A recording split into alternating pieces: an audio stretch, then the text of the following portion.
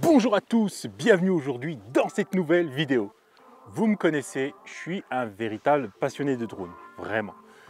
Toujours en quête de spots au cœur de la nature. Rien ne vaut l'adrénaline que l'on ressent en survolant les cimes qu'il y a là autour. Alors, préparez-vous à embarquer pour une histoire incroyable.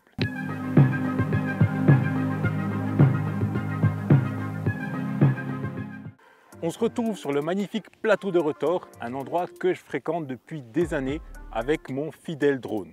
En hiver, la neige transforme complètement le paysage, le rendant complètement désertique et par temps clair, on peut même apercevoir le majestueux Mont Blanc. Bref, revenons à l'histoire.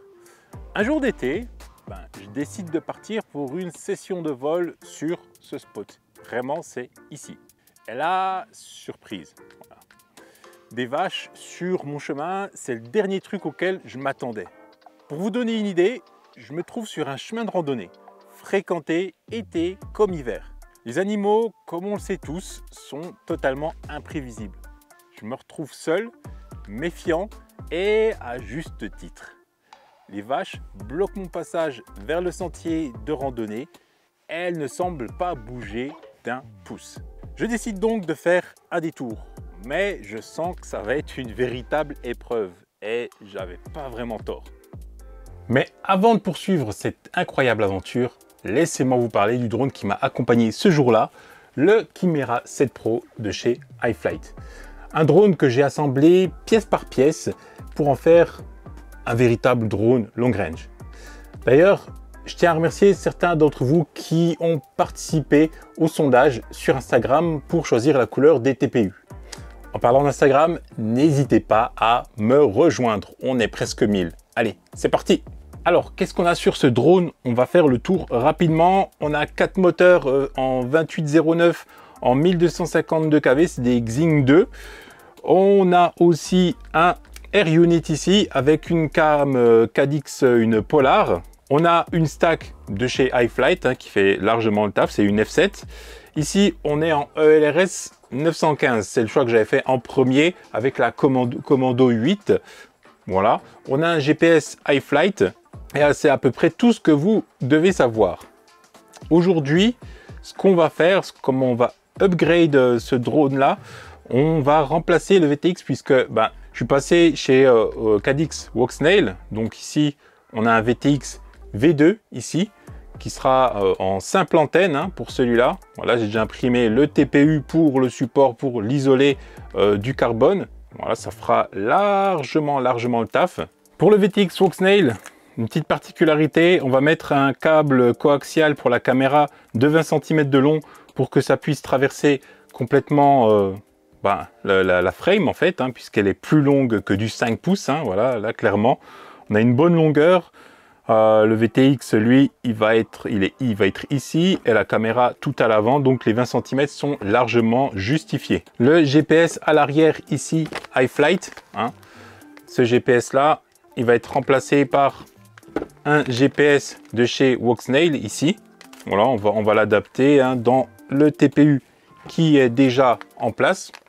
Voilà. Pour le RX, ici, je choisis un RX en ELRS, cette fois-ci en 2,4 GHz, celui de chez Beta FPV. Petite particularité ici, on va prendre du Diversity directement pour avoir deux antennes les plus éloignées possibles sur la frame pour avoir une bonne redondance au niveau du signal radio. Dans un premier temps, ce que je vais faire, c'est démonter les 4 moteurs, enlever les vis, pour pouvoir enlever ici les passes-câbles en plastique pour mettre de vraies gaines en fibre de verre directement. Voilà, ça sera beaucoup mieux, beaucoup plus résistant et aussi beaucoup plus propre. Du coup, on va devoir tout désosser et aussi, pour le coup, tout dessouder, nettoyer les soudures aussi avec de la tresse à dessouder et on va remettre du bon étain comme ici là. Voilà, c'est du lourd. Donc là, vraiment, on est sur de l'étain de qualité. Et ça va être le principal boulot, en tout cas, de rénovation de ce drone. Hâte de voir le résultat avec vous. À la fin, ce drone sera d'une propreté impeccable. Et ça, je vous le rappelle, c'est vraiment très important d'avoir des drones hyper propres parce qu'après, ça permet de les tuner, de faire un pitune, de régler le filtrage correctement. Revenons à mon histoire. Je me retrouve encerclé par les vaches. La situation devient très tendue. Heureusement, elle ne me charge pas car malheureusement, oui, malheureusement, ça peut arriver. Ah non. Ah non. Oh la blague. Oh la mauvaise blague.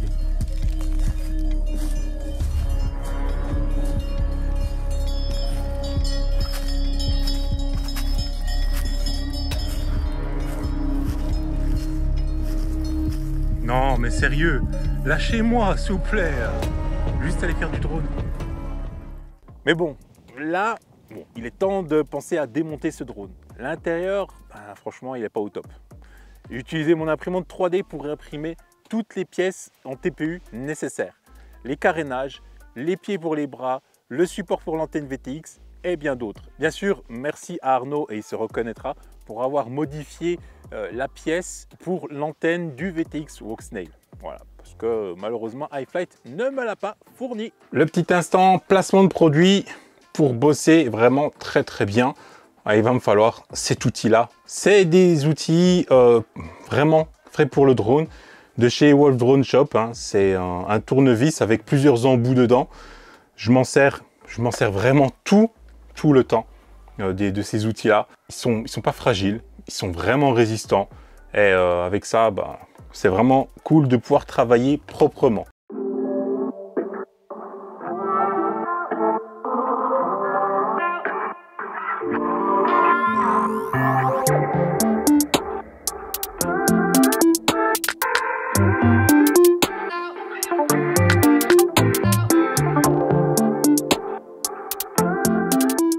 Alors, je vous montrerai le résultat final à la fin de la vidéo.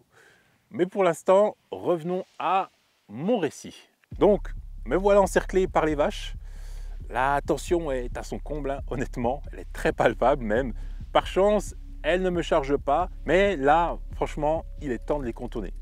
Et je peux vous dire que ça ne sera pas une mince affaire. Ce qui se passe réellement, c'est vraiment flippant quand vous avez des vaches autour de vous qui, vraiment peuvent vous charger très proche et passent partout où vous pouvez passer. C'est très difficile de les contourner. Mais heureusement, tout s'est bien déroulé et par chance, j'ai pu les esquiver et reprendre mon chemin.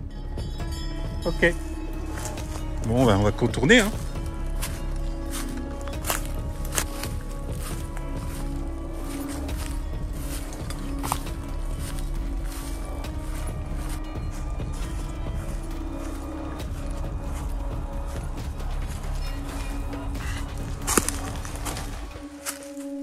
Restez bien là-bas.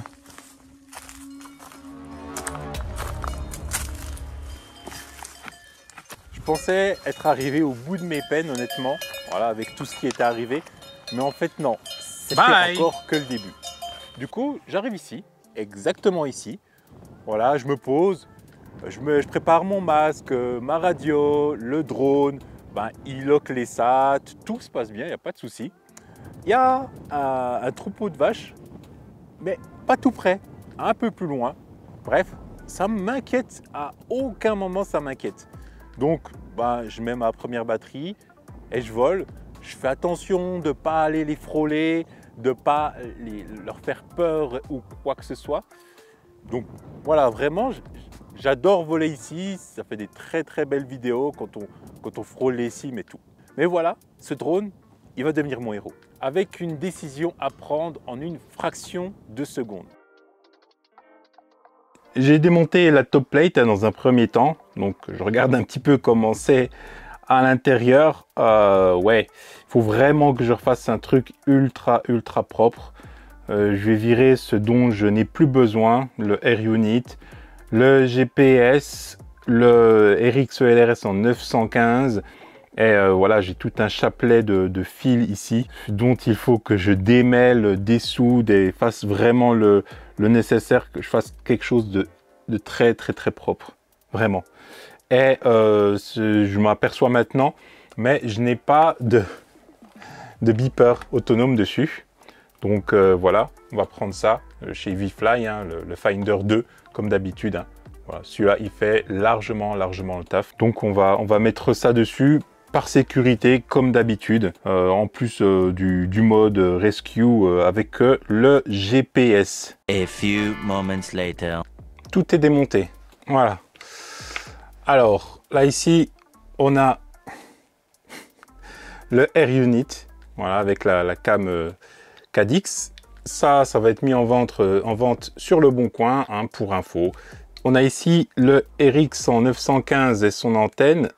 C'est un RX de chez iFlight en ELRS. Il me reste juste à dessouder le nécessaire. La puce GPS, voilà, iFlight, elle est démontée aussi. J'ai besoin de dessouder les câbles et ressouder mon GPS ensuite. Voilà, ça fera le nécessaire. Donc là, on est OK, on a enlevé tout ce dont on n'avait plus besoin, sauf ce qui est soudé. Donc là, on va procéder à la mise en chauffe du fer à souder. On monte à 480 degrés. Je vais aller mouiller la petite éponge quand même si j'ai de quoi nettoyer ici le fer à souder, hein, comme d'habitude, ça c'est vraiment indispensable. On a le fer à souder pour ressouder tout à l'heure. Ce qu'on a aussi, c'est de la tresse à dessouder ici pour enlever tout l'étain, tout l'ancien étain, parce que honnêtement avant je n'utilisais pas du bon étain, voilà, vraiment. Là j'utilise vraiment du très bon étain, hein, de qualité. Donc voilà, la tresse à dessouder. Et ici les troisièmes bras de chez Omnifixo. Peut-être que vous l'avez déjà vu sur des sets un peu à droite à gauche. Là franchement je m'en sers depuis pas mal de temps. J'ai même pensé faire une vidéo dédiée à tout le matos que j'utilise pour faire de la soudure et le reste, même de l'impression 3D. Et honnêtement ça c'est un achat que je conseille énormément. Ok, il n'y a pas de loupe, mais c'est pas grave. On a c'est quand même ces petits trucs là avec les boules qui sont aimantés, hein. C'est hyper bien. Les pinces là ici, il y a des petits bouts en plastique pour pas abîmer les cartes, les FC, les ESC par exemple. Et puis on peut bouger ça comme on veut, on peut mettre des câbles, on peut... Enfin voilà, c'est hyper pratique, hein, cette petite base pour travailler. Franchement, c'est un très bon investissement. Voilà, merci en tout cas Omnifixo de me l'avoir envoyé. Désolé de ne pas encore avoir fait la review complète là-dessus, mais moi j'ai besoin d'énormément de temps pour pouvoir tester des choses comme ça, et ça c'est clairement validé. Alors ce qui est aussi important d'avoir quand on fait de la soudure, c'est dans une pièce qui est ventilée, mais c'est aussi un extracteur de fumée.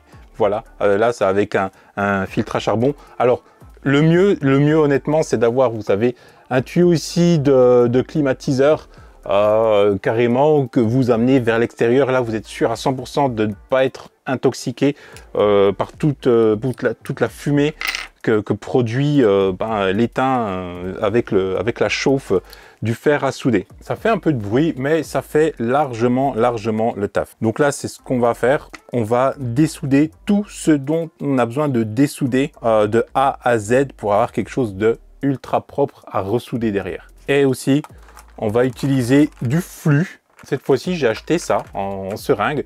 J'ai vu que cette marque et ce modèle de flux était très plébiscité sur Facebook via un sondage. Donc je me dis pourquoi pas tester puis regarder comment ça fonctionne. Voilà, parce que ça améliore en tout cas la qualité des soudures.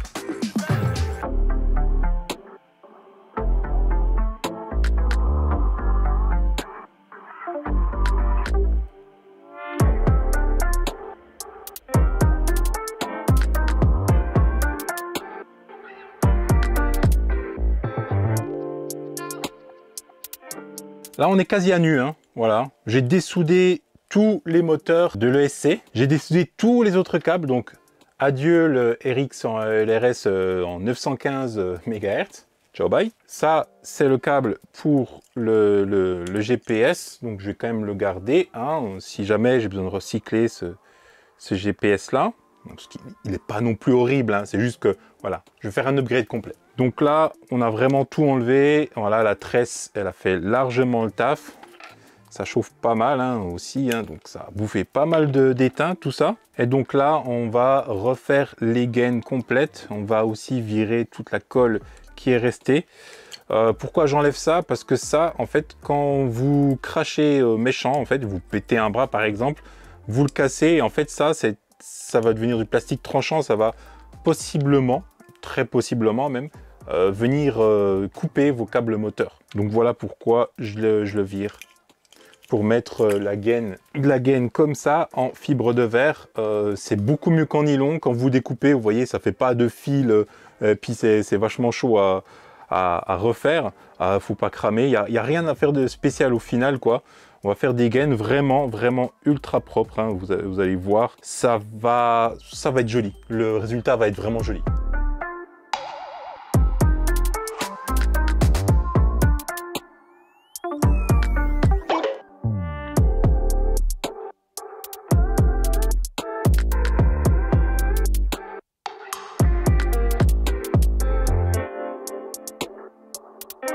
Voilà, c'est fait. Hein, là, comme vous voyez, c'est quand même beaucoup plus joli. Et bien sûr, on va mettre des cable ties ou des serflex, hein, comme on dit en français. Du coup, pour tenir les gaines ici et là, voilà, ça va largement faire le taf. Mais vous voyez que c'est quand même largement plus joli d'avoir des trucs comme ça. Ici, on a des gaines thermo-rétractables des deux côtés, hein, pour vraiment fermer le passage. Et là, on a la gaine et c'est hyper quali. J'adore faire ça. Ça prend du temps. Ça prend toujours du temps de faire un drone, que ce soit de le construire de A à Z ou le refaire aussi. Vraiment, prenez votre temps. C'est pas une course de refaire un drone. Le mieux, il sera fait. Et le plus simple, il sera de le faire fonctionner, mais aussi de faire un tune PID et de régler les filtres. Voilà, vraiment, pour avoir un drone le plus opti possible, le plus propre possible. Là, on va passer à une étape un peu plus ambiante. Ça va être la soudure. Donc là, ce que je vais faire, déjà, je vais déjà déposer la soudure là où j'en ai besoin, hein, pour le RX, pour le VTX, pour le buzzer autonome et pour aussi le GPS. Voilà, je vais faire tout ça. Là, je vais poser des belles boules d'étain, pour ensuite venir insérer les câbles directement dedans, tranquillement. Et tout ça, que ça soit joli aussi esthétiquement, hein, bien sûr, c'est le but.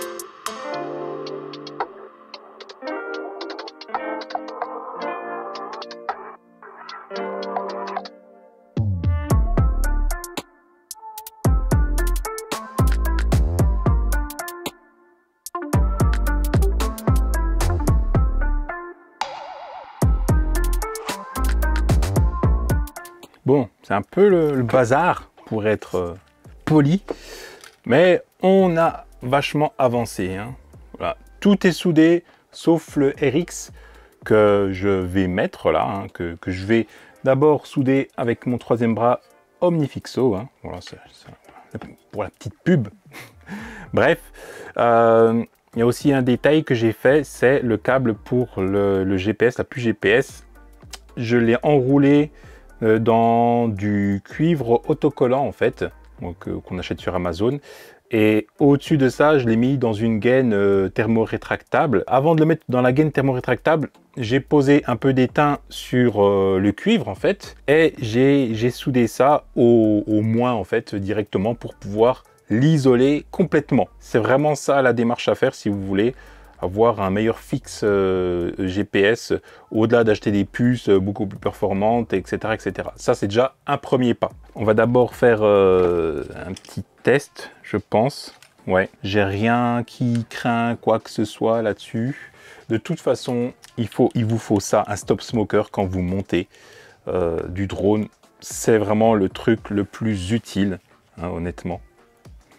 Sans ça, voilà, je peux vous dire que vous pouvez cramer tout un drone. Et ce serait en fait stupide d'économiser, d'essayer, même pas d'économiser, c'est d'essayer d'économiser genre 14,90 ou quelque chose comme ça, allez, 20 € max, juste parce que voilà, vous vous dit ouais, en fait flemme, mais en fait non, pas flemme quoi. Il faut vraiment passer par cette étape-là, même si vous êtes sûr de vous à 100%, on ne sait jamais, l'erreur est humaine. Bon, c'est un peu le moment de vérité là, j'avoue. De toute façon, avec ça, le stop smoker, on risque pas grand-chose, hein, honnêtement. Donc là, vous voyez la caméra, là je l'ai mis sur 2 ampères hein, pour avoir assez de jus. J'ai branché la lipo qui est branchée, donc voilà, c'est lui qui va vraiment faire écran. Ça c'est le bouton de démarrage, ça c'est le bouton pour dire bon ben on est prêt. Bah, si on est prêt et que je regarde un petit peu comme ça à vue ce qui a été fait, bien sûr il manque le RX ici, mais aucun fil n'est à nu, pas de risque de ce côté là. On va voir ce que ça donne.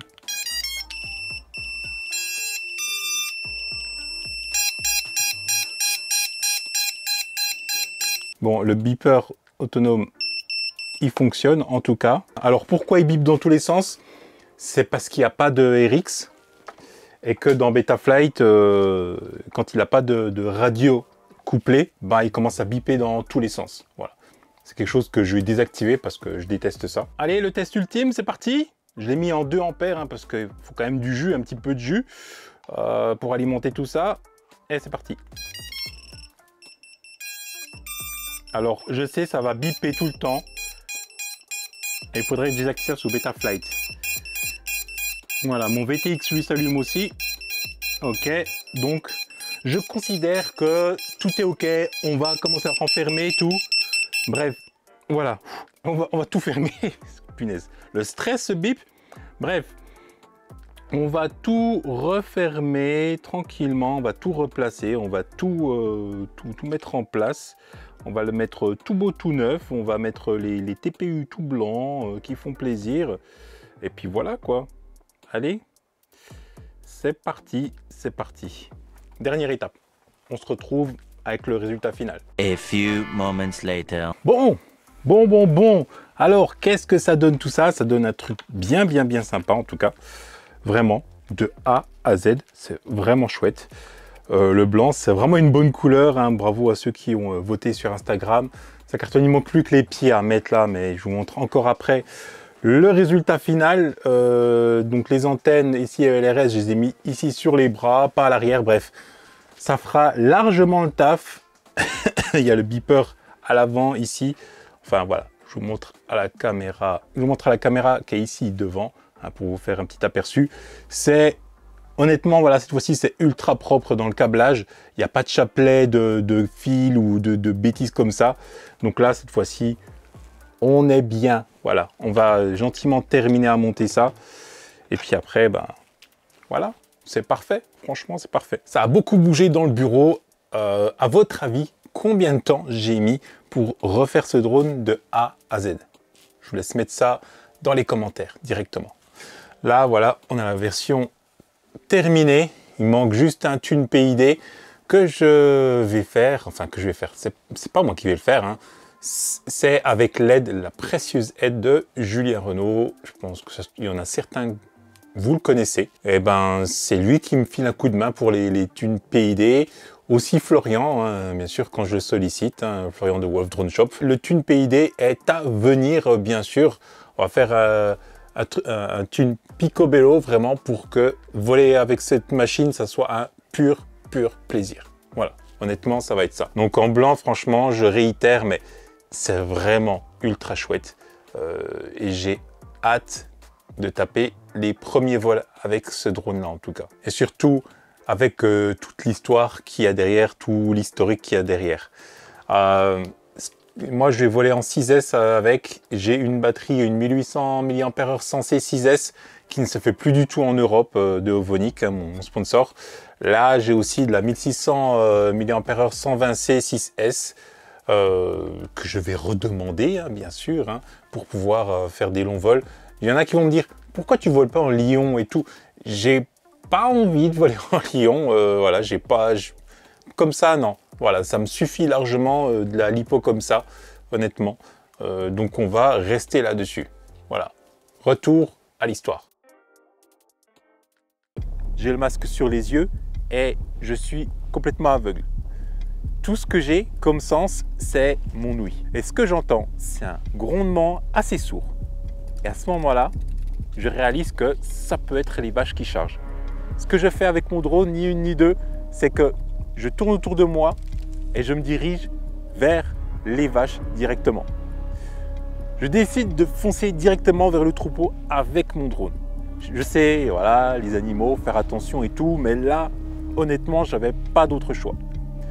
Et ce qui se passe ensuite est tout simplement incroyable. Les vaches dévient littéralement de leur trajectoire.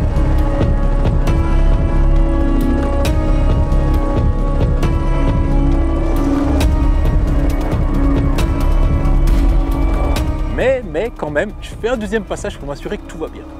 Et elle s'éloigne.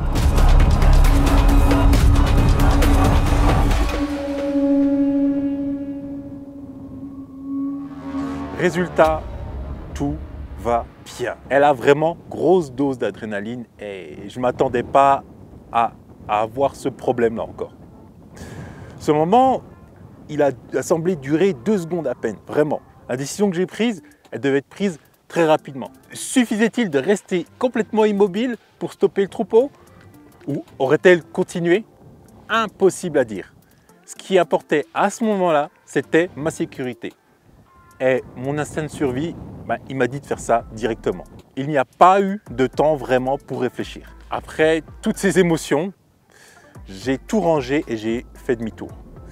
Mais bien sûr, les autres vaches là-bas, elles étaient toujours là où je les avais laissées. Alors, je les ai encore contournées. J'ai encore fait extrêmement attention. Cette fois-ci, elles ne m'ont pas encerclé et j'ai pu vraiment rentrer chez moi. C'est vraiment l'aventure la plus folle que j'ai eue avec ce drone-là, même de tous les drones au final. Et j'aurais jamais cru que ça aurait pu m'arriver, même avec toutes les précautions que je prends. Les animaux, c'est imprévisible. On ne peut jamais savoir ce qui se passe. Donc il faut être en fait extrêmement vigilant en tout temps. Bref, maintenant, ce drone-là, il est refait. Et je vais vous montrer les images maintenant qu'il fait avec le nouveau GPS, le nouveau système VTX Cadix Walksnail. Enfin, tout ce que j'ai refait dessus avec un bon tune aussi pour voler aussi propre que possible.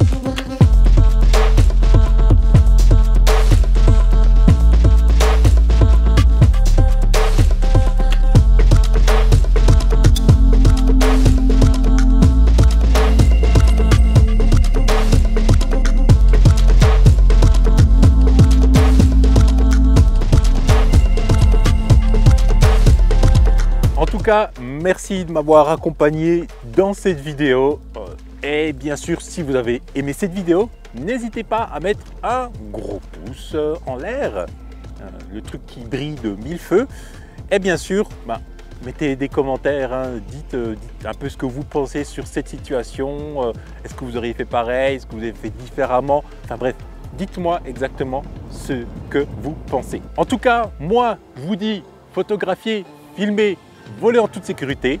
À la prochaine. Peace!